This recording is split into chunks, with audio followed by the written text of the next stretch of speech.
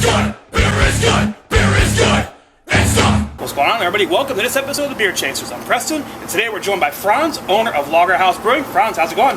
Good, perfect. So today we're up here to talk to Franz about some of his brewing history, his location here in Palm Harbor, and an awesome event we have coming up to celebrate Reiheitsgebot. Franz, are you ready to go? I'm ready. Let's go ahead and get into it.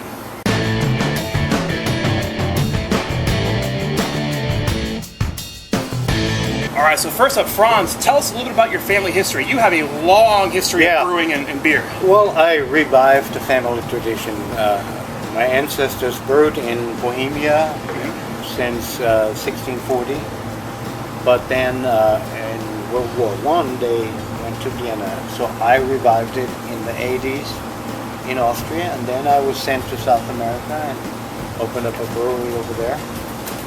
I was kind of in my field because I could do whatever I wanted without supervision. So I made a few first experimental beers, which, as you know, Germans and Austrians are not that great in. They do quality-minded brewing, very classic approach, but nothing out of the ordinary. So the first thing, the big bosses were gone. I made a Hefeweizen, but I fermented it with a lager yeast. Okay. And it was a full moon night, and I called it the full moon beer, La Luna Llena. Okay. And it was obviously total different beer because that's what we learned in school. Right. You have a lot of gold medal winning beers. We looked at your recipe, and you have some stuff even from the Great American Beer Festival. Can you tell our audience a little bit about some of those? Yeah, that is actually a traditional beer from where we brewed in Bohemia. It's called the Royal Bohemian Pilsner. And won a gold medal 7 years in a row. Samuel Adams won that category. Right. And then we put him on the silver spot. That's a nice gold star to put on the mantle for sure. Yeah. And so over the time, I maintained my quality of brewing and how to brew, not to do artificial carbonation. Right. So in the style of the German Reiheitsgebot. But I'm also an American. I do things like because I want to push the envelope. Sure. So, for example, it's always in the wintertime. I have my 44 Magnum, which is a 22% alcohol beer. Okay. It's now 4 years old, but it takes a year to make, and it uses a special yeast from England, the same yeast, Utopia Millennium from Southern Islands. Yeah. Very cool. And that beer is kind of, very tricky because you have to nurture that yeast. Yeah. Usually yeast dies somewhere. Anything about 15-16%. So you have to slowly go up and then oxygenate it in the ICU.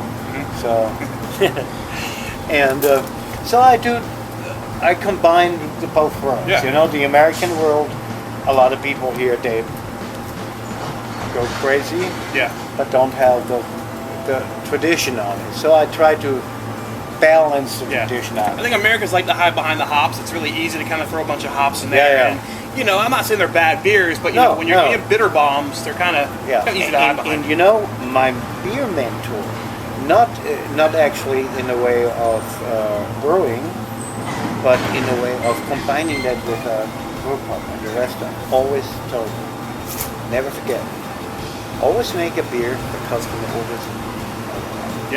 Leave them wanting more. And that is the best when the beer is balanced.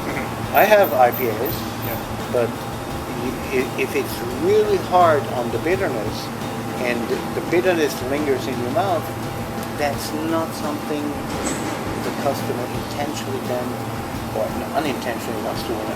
So balance is actually key. And if you go extreme, balance is different. Yeah, for sure. So let's talk about your location here in Palm Harbor. When did you open Lagerhaus? Well, I bought that location in 2006, and it took a while. Everything was out of code, so I reopened in December 2007. Did you start as a brewery and grill house at the time, or kind of. Okay. And it was right in the first month of the Great Recession. Right. In 2008, but nobody knew it yet. Yeah. So, and I don't know. Some tough times? It was difficult the first few years. So. Yeah. But I don't know. It's 8 years after now. Yeah. And here we are. So you do brew on location. Yep. We're going to show some shots of the brew setup here. Can you talk a little bit about kind of the volumes you can brew and kind of what a normal schedule would look like if everything was up and running? It's 4 barrels. 4 barrels, okay. Yeah, 4 barrels. So it's kind of a small system, but it's fully capable of decoction brewing and German brewing. Oh, great. I can pump the mash, step up infusion or decoction, which gives me a kind of flexibility. Flexibility, and also don't forget, I can do the temperature rest.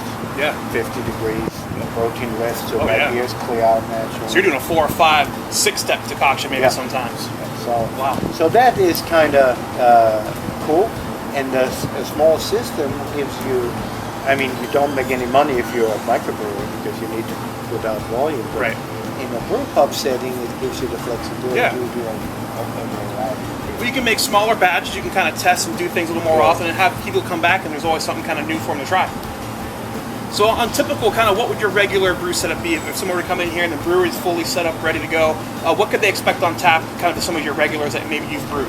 One of the best-selling beers, the Hefeweizen. The Hefe. Yeah. One of my favorites. Yeah, and we have, it's right now on tap also in the second location in St. Petersburg. Yeah, so you have a second location in St. Petersburg? Urban Comfort Brewing Company, and it's a restaurant.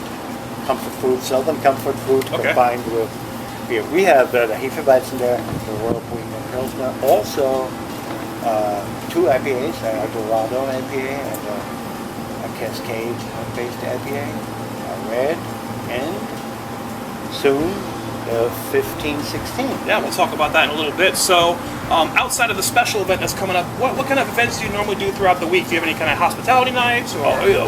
We have... Basically, we have a group of members. They are the friends of Lagerhausers. Yes. They're Lagerhausers, and we do every Thursday. We do an event for them. So I don't do anything on advertisement. I don't spend any money. I put it back into my Lagerhausers, and they, let's say, we have a new beer. I introduced that beer, the Lagerhaus Kennerfood. Very cool. We do that once in a while on Austrian food items too, which you never get because Austria is a tiny country. Mm-hmm. You get German food. Actually, Wiener Schnitzel is not German, it's Austrian. Right. So we have a few Austrian specialties. We do our sausage. Sausages, house-made. Reiheitsgebot. No preservatives, no fillers, no Schnauzwies. Actually, the nice meat. Yeah. And we made an extra sausage for the event. Cool. For the Reiheitsgebot. So let's talk about that. So some people may have heard of, please say it again for me, because I'll butcher it. What's it called? Reinheitsgebot. That's the proper way to say it. So this is the German purity law that was actually enacted in 1516. So we're coming up on our 500-year anniversary of this law, so we figured, Franz is putting a nice little event together here, so please tell the audience about the event so we can get some people to come out and support us. We have the event on April 16th, which is a Saturday, starting around 3 o'clock. Mm-hmm. And we're going to do it as our traditional 8th Frühlingsfest. Frühlings is spring. Springfest. And that's traditionally even bigger than Oktoberfest over there because there's only one Oktoberfest. Right. In spring, you celebrate the season coming up. Yeah. The winter is gone, and there are bock beers made for that event, like a spring bock, May bock, and it's usually with big grilling of lots of meat. Pork, mostly pork. And, I think Americans have taken a lot from the Germans as far as their food culture. Yeah. So we want to combine that 500 years, which is incredible. Yeah. 500 years. When in your lifetime will you be around for a 500-year festival like that? So. Yeah, and then it's actually the world's first food safety law. Yeah. Even it came about other more political. Right. And we'll get into some of that during the event. So what we're going to partner here with Franz is we're going to come up and do a live broadcast April 16th. So please come out and see us. Come support the event. I mean, it's such a cool thing. So talk about, I know we're going to be barbecuing out in the pit back here. Yeah. So what are we going to be doing? We're going to do Schweinshaxen. Schwein is pig, and Haxen is basically the leg. So we pork shanks.